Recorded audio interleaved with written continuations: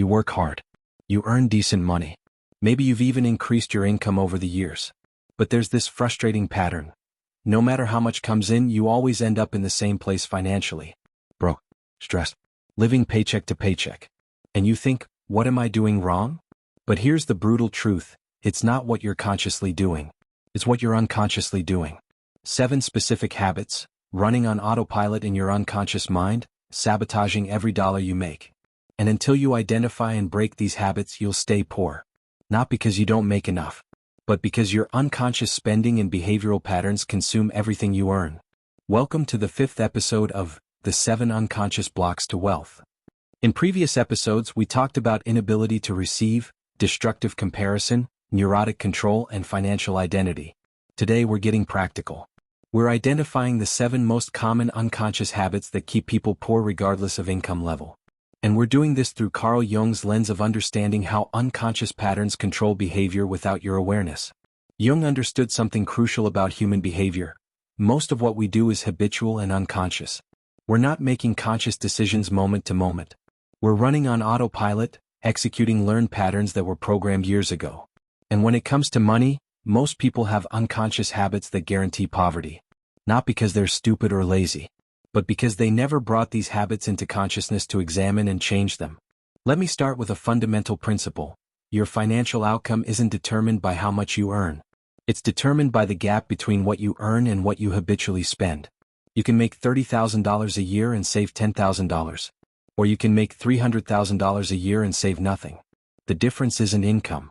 The difference is spending habits. And spending habits, for most people, are completely unconscious. Think about your own spending. How much of it is conscious, deliberate choice? And how much is just habit? You buy your coffee at the same place every morning. Not because you consciously evaluated all options and decided this was optimal, but because it's habit. You subscribe to services you don't use. Not because you consciously chose to waste money, but because you forgot about them, unconscious neglect. You impulse buy when stressed.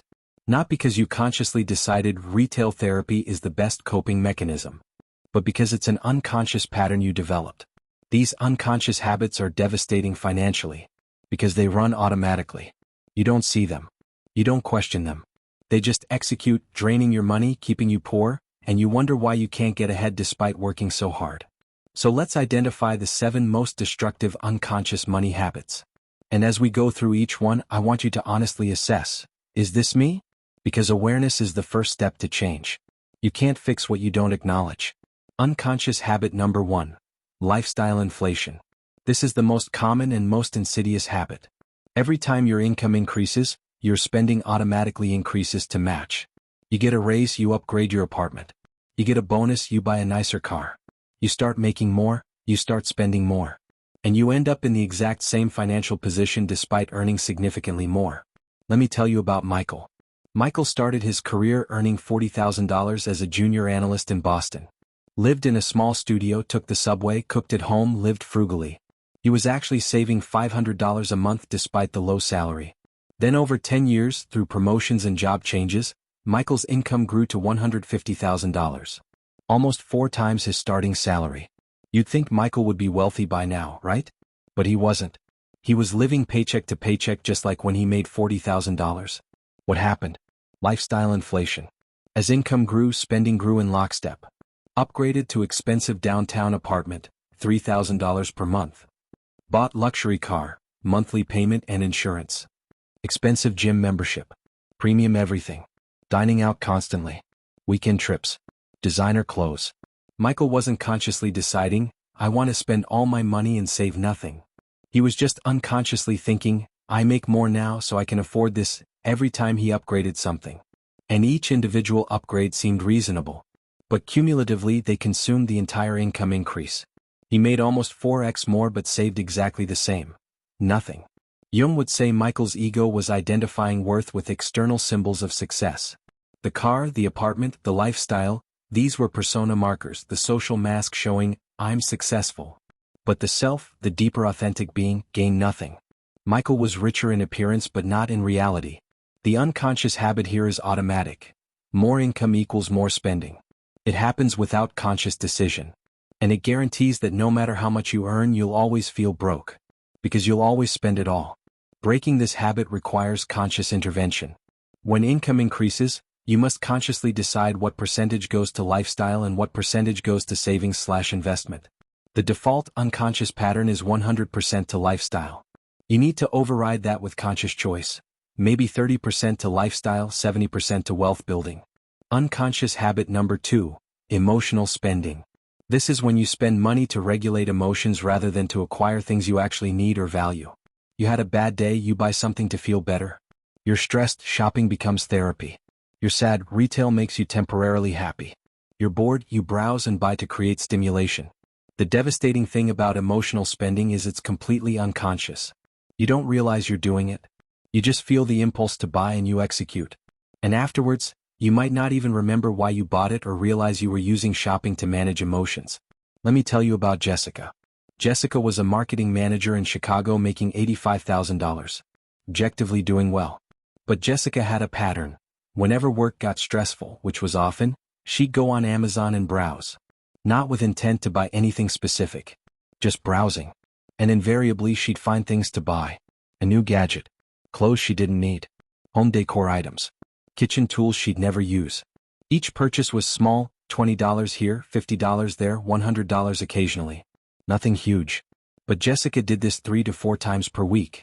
And over a month, these small stress relief purchases totaled $800 to $1,200. Over a year? Almost $12,000. On things she didn't need, barely used, often forgot she bought. Jessica wasn't consciously thinking, I'm stressed, so I'll waste $1,000 this month on random Amazon purchases. She was just unconsciously using shopping as emotional regulation. The hit of dopamine from buying temporarily relieved stress. But it created financial stress that made everything worse. Jung would say Jessica was using external acquisition, buying things, to try to fill an internal emptiness or manage internal distress. But external things can never solve internal problems. The ego seeks comfort in material accumulation. But the self knows that peace comes from within, not from Amazon packages. Breaking this habit requires awareness of the pattern. Every time you feel the impulse to buy something, pause and ask, am I buying this because I genuinely need or value it? Or am I using this purchase to manage an emotion? If it's emotional spending, address the emotion differently. Go for a walk. Call a friend. Journal. Meditate. Don't use shopping as therapy. Unconscious habit number 3, keeping up with the Joneses. This is when your spending is driven not by your own values and priorities, but by comparison with what others have. Your colleague buys a new car, suddenly you feel you need a new car too. Your friend goes on an expensive vacation, you feel you should also take expensive vacations. You see people on social media with certain lifestyles, you feel pressure to match that lifestyle. This habit is particularly toxic because it's driven by ego comparison rather than authentic desire. You're not buying because you truly want the thing. You're buying because you don't want to appear less than others. And this is a race you can never win because there will always be someone with more. Let me tell you about David and Amanda, a couple in Austin. David was a software engineer making $120,000. Amanda was a teacher making $55,000. Combined income of $175,000, objectively doing very well. But they lived in a wealthy neighborhood where most of their neighbors made $300,000 to $500,000 or more. And unconsciously they started trying to keep up. Neighbors had new luxury cars, David and Amanda leased expensive cars they couldn't comfortably afford. Neighbors remodeled kitchens, they felt pressure to remodel too, putting it on credit cards. Neighbors' kids did expensive activities, they signed their kids up for everything, stretching the budget. Neighbors took lavish vacations, they took trips beyond their means, going into debt. They weren't consciously deciding, let's go into debt to impress neighbors. They were unconsciously feeling, we live here, we should look like we belong here. And that unconscious drive to not appear less than neighbors drove spending that far exceeded their income. Despite making $175,000, they had massive debt and zero savings. Jung would say they were living for the persona, the social image rather than the self. Their spending wasn't based on their authentic values and desires. It was based on trying to match an external standard set by comparison with others. The ego fears judgment and seeks validation through external symbols. The self doesn't need to prove anything to anyone. Breaking this habit requires getting clear on your own values separate from comparison. Ask, if I lived on an island alone, would I want this? Or do I only want this because of how it looks to others? If it's the latter, don't buy it. Spend based on your authentic values, not on comparison. Unconscious habit number 4. The "I deserve it" justification. This is when you justify unnecessary purchases with, "I work hard, I deserve this," or, "I've been good with money lately, I deserve a treat." And while occasional treats are fine, this becomes problematic when it's a constant unconscious justification for spending beyond your means. The pattern is, you work hard, which you do. You feel you deserve reward, which feels true. You buy something expensive, which temporarily feels good. But the deserve framing allows you to bypass rational evaluation of whether you can actually afford it or whether it aligns with your financial goals. Let me tell you about Robert. Robert was a construction project manager in Phoenix making $78,000. Worked long hours, tough physical job, genuinely worked hard. And Robert had an unconscious pattern. Every Friday after a hard work week, he'd think, "I worked so hard this week, I deserve something nice." And he'd buy something. Sometimes a $200 dinner out with drinks. Sometimes a new tool or gadget for $300 to $500. Sometimes clothes. Sometimes tech. Each purchase was justified with, "I deserve this, I work hard." And it felt true, he did work hard. But these weekly, "I deserve it" purchases totaled $1,500 to $2,500 per month, which consumed most of his discretionary income. He wasn't saving. Wasn't investing. Was living paycheck to paycheck. Because unconsciously, every week he gave himself permission to spend significantly on deserved rewards. Robert wasn't consciously deciding, "I'm going to sabotage my financial future by spending $2,000 every month on unnecessary things." He was just unconsciously using, "I deserve it," as automatic justification that bypassed any financial evaluation. Jung would say Robert was trying to compensate for dissatisfaction in one area, hard work, with consumption in another area, buying things. But external rewards can't truly compensate for lack of meaning or fulfillment in work. The ego seeks compensation through material rewards. The self seeks meaning and purpose that doesn't require constant external validation through purchases. Breaking this habit requires separating the truth that you work hard from the automatic conclusion that you deserve expensive purchases. You do deserve good things. But good things don't have to mean expensive things. And working hard doesn't justify financial self-sabotage. Create rewards that don't destroy your budget: time off, experiences that cost little, self-care that's not expensive. Unconscious habit number 5. Decision fatigue spending. This is when you make poor financial decisions because you're mentally exhausted from making too many decisions all day. Your willpower and good judgment are finite resources. When they're depleted, you make worse choices. And this often manifests in increased spending on convenience, food delivery, impulse purchases, and other decisions you wouldn't make if you were fresh.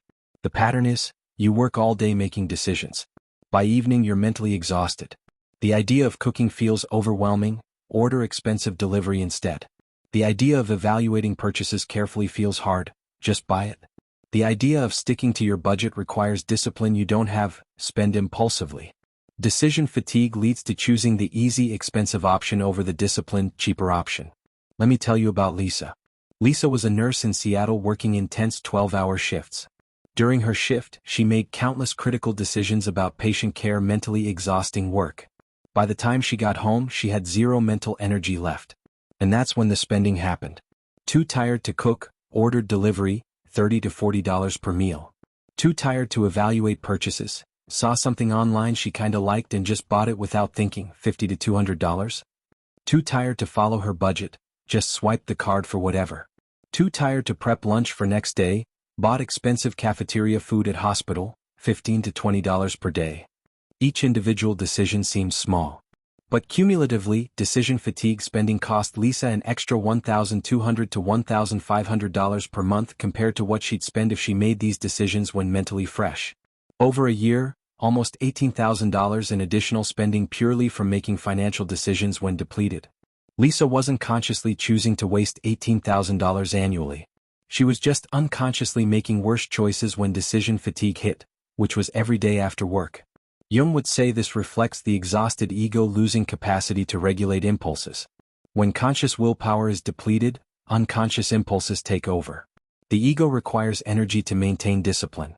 When that energy is gone, the shadow, impulsive, undisciplined aspects takes control. Breaking this habit requires structuring your environment to make good choices easy even when exhausted. Meal prep on weekends when you have energy so you're not making food decisions when tired. Set up automatic transfers for savings before you can spend the money. Delete shopping apps from your phone so impulse buying requires more effort. Create systems that work even when willpower is depleted. Unconscious habit number 6, the sunk cost fallacy. This is when you continue spending on something because you've already invested in it, even when it no longer serves you. You keep paying for the gym membership you never use because, I already paid for it, I should use it. You keep the subscription services you don't use because, I've had it so long. You keep investing in the failing side business because, I've already put so much money into it. The rational decision would be to cut the expense since you're not getting value.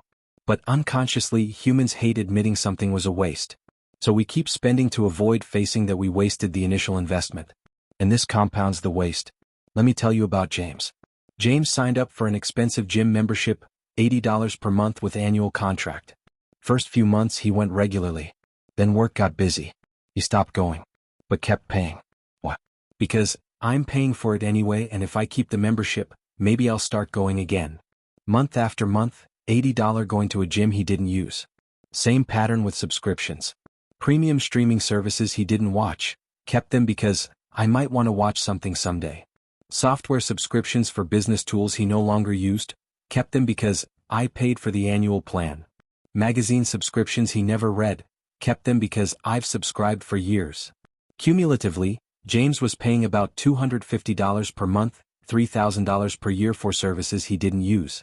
All because he couldn't face the sunk cost and make the rational decision to cancel. Jung would say this is ego protecting itself from admitting error. Canceling means admitting, I wasted money on this. The ego doesn't like admitting mistakes, so it maintains the waste rather than acknowledge it. The self, comfortable with imperfection, can say, that was a mistake, let me cut my losses and move on. Breaking this habit requires separating past decisions from present decisions. Money already spent is gone regardless of what you do now. The only question is, does this provide value going forward? If no, cancel it. Don't compound past waste with ongoing waste. Unconscious habit number 7, the when I make more trap. This is the unconscious belief that you'll start saving/investing when you make more money. You think, right now I need all my income just to survive, but when I get a raise then I'll save. But then you get a raise and you still feel you need all your income. Because unconsciously, expenses expand to match income, habit number 1, and you perpetually feel, I'll save when I make more. This trap keeps people from ever building wealth. Because there's always a reason to delay. Always a feeling of not quite enough yet. And years pass with zero savings despite significant income increases. Let me tell you about Sarah. At 25, making $35,000, Sarah thought, I can't save now, barely covering expenses. But when I'm making $50,000, then I'll save. At 30, making $55,000, she thought, expenses are higher now, kids and bigger apartment. But when I'm making $75,000, then I'll really save. At 35, making $80,000, she thought, things are expensive, and I'm saving for kids' college. But when I make $100,000, then I'll save aggressively. At 40, Sarah was making $95,000. And she still hadn't saved anything. Because the target kept moving. There was always a reason why current income wasn't enough to save, but future higher income would be. The trap is believing that more income automatically creates ability to save. It doesn't. Savings capacity comes from conscious discipline, not from higher income. Jung would say Sarah was living in provisional life, always postponing real financial responsibility to a future that never comes. The ego creates fantasies about future behavior to avoid present discipline. Future me will be responsible, allows present me to avoid responsibility. But future you is just present you with more time past. Breaking this habit requires starting now with current income, even if it's tiny amounts. Save $50 per month now if that's all you can manage. Because starting creates the habit. And the habit is what matters, not the amount. When income increases, the habit is already in place to scale up savings. But if you wait to start until income is higher, you'll never start. Because there's always another reason to wait. How these habits work together. Now here's what's truly devastating. These habits compound. They work together to keep you poor. You experience lifestyle inflation, number 1, while emotionally spending, number 2, to keep up with neighbors, number 3, justifying it as deserved, number 4, making bad decisions when tired, number 5, maintaining expensive services you don't use, number 6, and telling yourself you'll fix it when you make more. Number 7. And because they're unconscious, you don't see them operating. You just feel the result. I make decent money but somehow always broke. The habits are invisible but their effects are very visible. Jung would say these are all manifestations of unconscious complexes around money. The unconscious has learned these patterns through childhood modeling, cultural conditioning, emotional associations, and now executes them automatically. And the ego, not aware they're happening, can't intervene to stop them. Breaking the habits, the path forward. So how do you break these unconscious habits? First and most important, awareness. You can't change what you don't see. Go through those 7 habits again. Honestly identify which ones you do. Don't judge yourself for them. Just acknowledge them. Second, track your spending for 1 month in detail. Write down every dollar. Not to restrict yourself, just to observe. Because tracking brings the unconscious into consciousness. You'll see patterns you didn't know existed. Oh, I spend $200 per month on coffees? I didn't realize I ordered delivery that often. Seeing the pattern is the beginning of changing it. Third, for each habit you identified, create a conscious intervention. If it's lifestyle inflation, create a rule. Any income increase gets split 50-50 between lifestyle and savings. If it's emotional spending, identify the emotions triggering spending and find alternative coping mechanisms. If it's keeping up with Joneses, define your own values separate from comparison. Fourth, create environmental changes that support new habits. If you emotionally spend on Amazon, delete the app. If you have decision fatigue, meal prep when you have energy. If you have unused subscriptions, go through and cancel them now. Make the environment support the behavior you want so it doesn't rely purely on willpower. Fifth, start small but start now. You don't need to fix all 7 habits perfectly immediately. Pick one. Work on that. When you've made progress, add another. But start. Don't wait until you feel ready, or have more time, or make more money. Those are just unconscious delays. Start imperfectly now. Let me tell you about Marcus because his story shows transformation is possible. Marcus was living all 7 habits. Making $90,000 but always broke. Lifestyle inflation every time he got a raise. Emotional spending when stressed, which was often. Trying to keep up with friends who made more. Justifying purchases with, I deserve it. Making bad money decisions when exhausted. Paying for subscriptions and services he didn't use. Telling himself he'd save when he made 6 figures. Then Marcus hit crisis point. Credit card debt reached $40,000. Couldn't pay rent 1 month. Had to borrow from parents. It was humiliating and terrifying. And it forced him to examine what was happening. Marcus started tracking every dollar for a month. Just observing, no judgment. And he was shocked. $300 per month on food delivery. $400 per month on emotional purchases he didn't need. $200 per month on subscriptions he didn't use. $500 per month trying to match friends' lifestyles. Thousands every month on unconscious habits. He started working on them one by one. Deleted delivery apps, started meal prepping on Sundays. When he felt emotional spending urge, went for a run instead. Cancelled all subscriptions he wasn't actively using. Stopped going out with the friend group that encouraged expensive spending. Created automatic savings transfer the day after payday so he couldn't spend it. It wasn't perfect. He slipped sometimes. Had to rebuild some habits multiple times. But gradually, patterns changed. A year later, Marcus had paid off half the credit card debt and was saving $1,000 per month. 2 years later, debt gone, savings at $25,000. Same $90,000 income. But completely different financial outcome because he'd changed the unconscious habits. Jung would say Marcus had brought unconscious patterns into consciousness and consciously chose different patterns.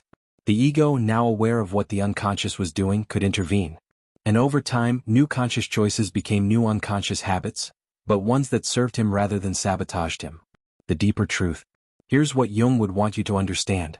These habits exist for a reason. They served some purpose at some point even if they don't serve you now. Maybe spending for emotional comfort was the only coping mechanism you had as a child. Maybe keeping up with others protected you from rejection in your community. Maybe, I deserve it spending was how you dealt with a job you hated. The habits aren't random and they're not evidence you're broken. They're evidence you're human, with an unconscious that learned patterns to help you survive or cope. But what helped you survive at one point might now be preventing you from thriving. And you can change that. You're not a victim of these habits. You created them unconsciously, which means you can change them consciously. It takes effort. It takes awareness. It takes repeated conscious choice until new patterns become automatic. But it's absolutely possible. And here's the beautiful thing. When you change these habits, your financial life transforms even if your income never increases. Because it's not about how much you make. It's about the gap between earning and spending. Change the spending habits and the gap creates wealth. Same income, different outcome. If this video resonated, if you recognized yourself in these 7 habits, I need you to do something. First, leave your like because it genuinely helps more people find this vital content. Second, in comments, answer honestly, which of these 7 habits do you struggle with most? Naming it is the first step to changing it. And third, subscribe because this is episode 5 of The 7 Unconscious Blocks to Wealth. We've covered inability to receive, comparison, control, identity, and today habits. Next week, episode 6, Why You're Afraid to Get Rich, the unconscious fear of wealth that keeps you safe in poverty. But until then, practice. Practice awareness of these habits. Practice catching yourself when they activate. Practice choosing differently, consciously, even when the unconscious habit urges you to execute the old pattern. Practice being patient with yourself when you slip. Changing unconscious patterns takes time. Because you deserve financial freedom. But deserving isn't enough. You have to do the work of bringing unconscious patterns into consciousness and consciously choosing new patterns. That's how transformation happens. That's how you break free from habits that kept you poor and create habits that build wealth. Your income might be limited by external factors. But your spending is entirely under your control once you make it conscious. 7 unconscious habits kept you poor. 7 new conscious habits can make you wealthy. Same income, different habits, completely different outcome. Start now. Your future self will thank you. If this resonated with you, subscribe to the Shadow Dialogue and hit that like button. Your transformation starts with one click. See you in the next video.